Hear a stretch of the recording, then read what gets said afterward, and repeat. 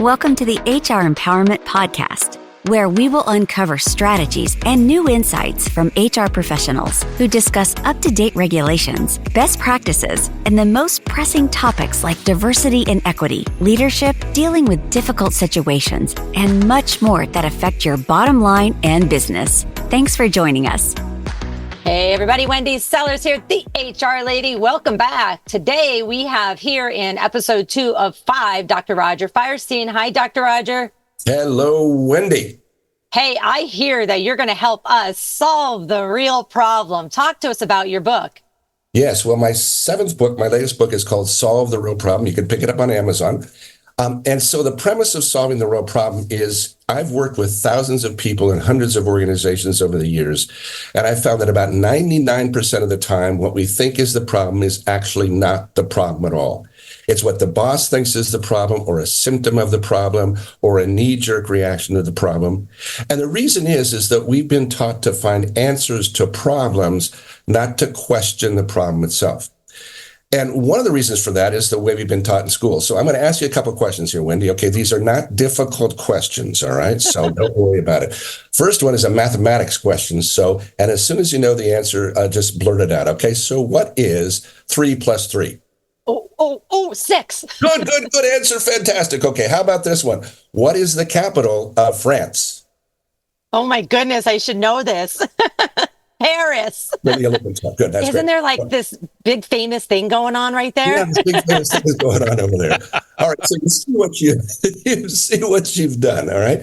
So school has taught you that. What's 3 plus 3? That's 6. What's the capital of France? Paris, okay? What school hasn't taught you is how to find problems, right? And when we're working with employees, particularly when we're talking with employees, oftentimes the problem that the employee presents to us isn't the problem at all. So what happens around that is that what we need to do is we need to then to start to ask some questions. And so there's 2 types of questions. There's questions that provide no creative responses and questions that lead to creative responses. So for example, one question might be, we don't have enough money or it's too expensive. Now that's a response. That's not a question at all. So let's turn it into what we call a creative question. How to raise the money or how to reduce the cost. Now, when you say things like how to raise the money or how to reduce the cost, all of a sudden your brain begins to go out there and start to look for solutions. Those first 2 statements block your thinking. Those 2 questions send a message to your brain that there's some ideas out there. Let's go looking for those ideas, all right? And your brain immediately begins to do that because we use language to solve problems. And the language that we use to describe a problem is really going to determine how we solve that problem. Couple other things. The other thing is that the problem that we see is the problem that we solve. So when I teach this creative problem-solving process, we don't start with generating ideas. We start with generating creative questions. And creative questions begin with words like how to, or how might, or in what ways might I. And what we often do is what I'll challenge the group to do is come up with 10 or 15 creative questions, 10 or 15 different ways to state the problem. 99% of the time, the original question that people thought they were solving is not the problem at all. And oftentimes they'll find something in there at question 15, or 20, 25. In a program that we have called the Breakthrough Lab, it's not uncommon to come up with 160 or so creative questions. Then we have all those questions to choose from. So then we can go out and we can pick the best ones to generate the ideas for solving that. Wow. And then the final thing is oftentimes I get this response from business executives. Our people will say, or leaders in organizations are saying, I don't have time to define the problem. I've got to get stuff done. All right. And in a recent study released by the Harvard Business Review, they found that about 87% of organizations are just bad at diagnosing problems because they've been taught to go right into action. And unfortunately, what tends to happen is they solve the wrong problem. They have to go back and try and re-solve the problem. So a number of years ago, a study was conducted on problem construction. And what they did was they had 2 groups of students. One group was given the problem to solve, and they were told to immediately go to work on it. A second group was given a problem to solve. They said, Define the problem before you go to work on it. Now, the results were the group that spent the time defining the problem before they went to work on it came up with better, more original, more creative solutions. And so I know the researchers that did this, and when I read the study, there was one thing that they didn't put in the study. It was like, how much time did these people spend redefining the problem?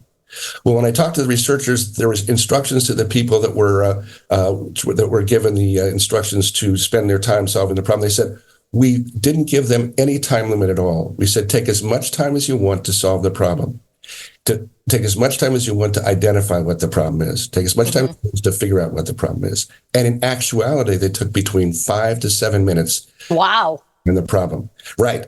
So the question is, can you spend 5 minutes to redefine the problem? Can you afford to spend 5 minutes to redefine the problem? And the flip side is, can you afford to spend 5 minutes not to?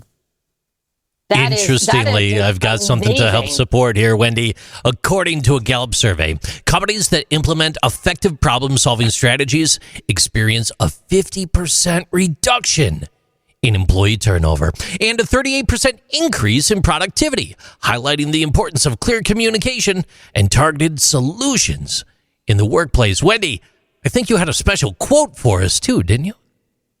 Yes, there's a quote by Albert Einstein that says, if I've had an hour to solve a problem, I'd spend 55 minutes thinking about the problem and 5 minutes thinking about the solutions.